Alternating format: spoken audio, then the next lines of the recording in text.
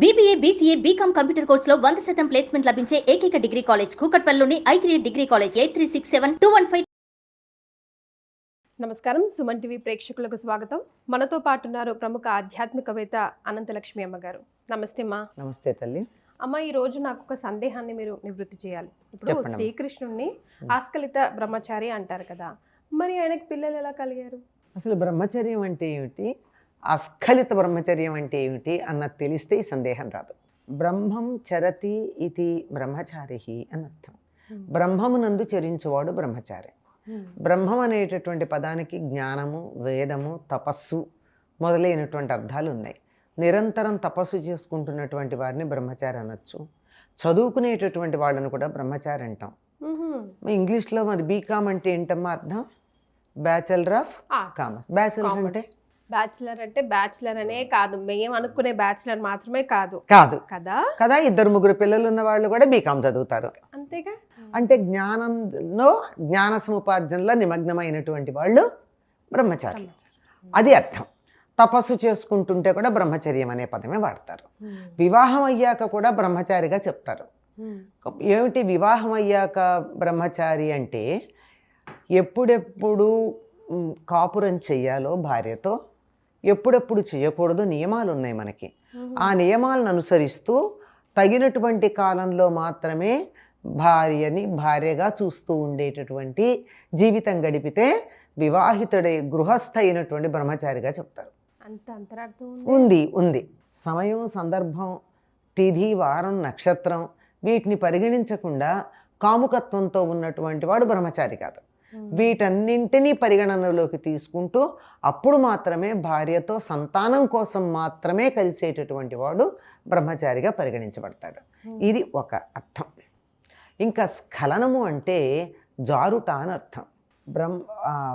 అస్ఖలిత బ్రహ్మచారి అంటే ఆయన బ్రహ్మచర్యం ఎట్లాంటిదంటే ఎప్పుడూ కూడా ఆయన మనసులో కామభావన కలగల. ఇక్కడుంది ఆయన ఆలోచన అంతా. ఇంకా బాగా చెప్పాలి అంటే ఊర్ధ్వరేతస్కుడు మొదలైనటువంటి పదాలు వాడతారు. సరే, వాటిని వివరాలు చెప్పడం కన్నా ఆయన మనసులో కామభావన కలగలేదు ఎప్పుడు. ఈ స్త్రీతో కలవాలి, ఈ స్త్రీ నాకు కావాలి అనేటటువంటి భావన లేదు ఆయనకి. ఆ విధంగా ఉన్నాడు గనక అస్ఖలిత బ్రహ్మచారి. ఎంతసేపు తనలో తాను ఆనందిస్తూ నిరంతరం తన కర్తవ్యాన్ని నిర్వర్తిస్తూ, ఎందుకోసం శరీరం ధరించి వచ్చాడో కర్తవ్యాన్ని నిర్వర్తిస్తూ జీవితాన్ని ఒక తపస్సుగా గడిపినటువంటి వాడు అస్ఖలిత బ్రహ్మచారి. ఇంతవరకు అర్థమైంది కదా. ఇక రెండోది, పిల్లలు ఎలా కలిగారు అంటే ఈయనకి అటువంటి స్ఖలనం లేదు గనక సంతానం కావాలని, వివాహమైన తర్వాత భార్య సంతానం కావాలని అడుగుతుంది. ఒక స్త్రీకి పరిపూర్ణత్వం సంతానంతోనే, పురుషుడికైనా అంతేగాని ఇది కనపడదు, ఇది కనపడుతుంది, అంతే తేడా.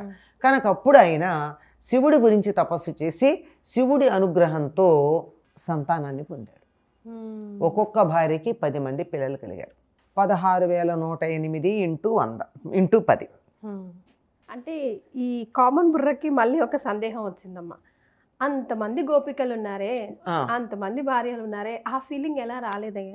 అసలు గోపికలు వేరు, భార్యలు వేరు. మీ ప్రశ్నలోనే క్లారిటీ ఉంది. కానీ వినేవాళ్ళకి తెలియడం కోసం చెప్తున్నా, గోపికలు భార్యలు ఒకటి కాదు. గోపికలు బృందావనంలోనే ఉన్నారు. వీళ్ళు నరకాసురుడి చెరసాలలో బంధించబడినటువంటి రాజకుమార్తెలు 16,100 మంది. వాళ్ళని చూస్తే ఎందుకు రాలేదు అంటే ఆయన నిరంతరం బ్రహ్మజ్ఞానంలో రమిస్తూ ఉంటాడు గనక. బ్రహ్మజ్ఞానం అంటే ఏమిటి? సమస్తంలో ఉన్నది పరబ్రహ్మతత్వమే అనేటటువంటి జ్ఞానం గనక ఎదుటి వాళ్ళల్లోనూ బ్రహ్మే ఉన్నాడు, అక్కడ వాళ్ళల్లో బ్రహ్మ ఉన్నాడు. ఈ 16,108 మందిలోనూ ఆయనకి పరబ్రహ్మమే కనపడ్డాడు కనుక స్ఖలనం ఎలా జరుగుతుంది? జరగదు కదా. వాళ్ళల్లోనే కాదు, ఈ 16,108 మందిలోనే కాదు, ఇంకా ఉన్నటువంటి దుర్యోధనాదుల్లో కానీ, పాండవుల్లో కానీ, మరోళ్ళల్లో కానీ ఎవరిని చూసినా కానీ ఆయనకి సమస్తం భగవన్మయంగానే కనపడింది. అంచేత ఆయనకు అటువంటి భావన కలిగేటటువంటి అవకాశం లేదమ్మా. తాను కాకుండా మరొకటి ఉంటే కదా రెండోది భావన కలగడం. సమస్తం తానే ఉన్నాడు ఆయన.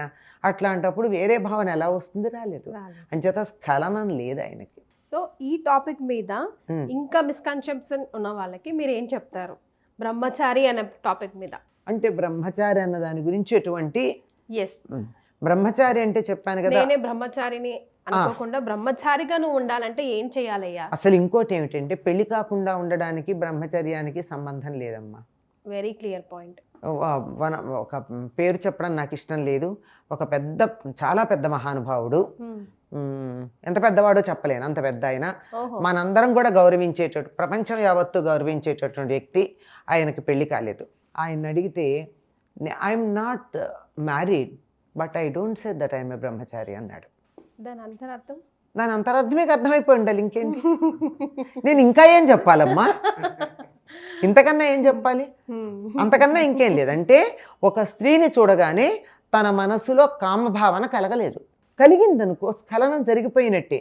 ఇప్పుడు భౌతికంగా వాళ్ళతో కలిశారా లేదా అన్నది వేరే మాట, కానీ చూడగానే అబ్బా ఇలాంటి భార్య నాకు ఉంటే బాగుండే అన్న భావన వచ్చిందనుకో, అయిపోయింది, జారిపడ్డారు. అటువంటిది జారుడు లేకుండా ఉండడం అన్నది.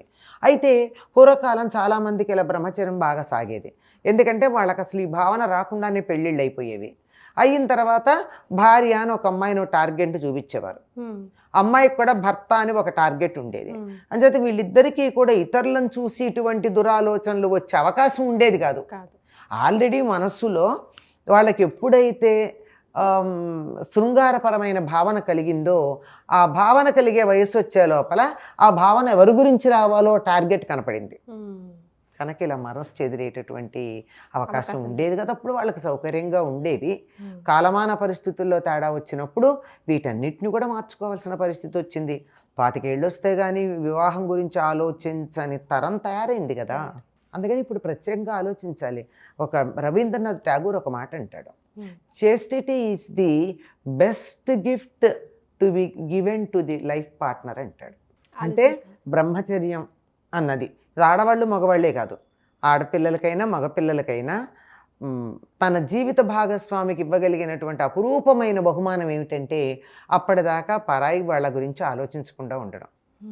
ఒక అమ్మాయికి ఇంకో పురుషుడిని చూసి తన నా భర్త అయితే బాగుండన్న ఆలోచన కానీ, ఒక అబ్బాయికి ఈ అమ్మాయి నా భార్య అయితే బాగుండన్న ఆలోచన కానీ లేకుండా మొదటిసారిగా ఎవరు తన భార్యో భర్తో నిర్ణయం అయ్యాక వాళ్ళ మీదే తన భావనలు పెట్టుకుండడం అన్నది the best gift that can be given to the life partner అని చెప్తారు.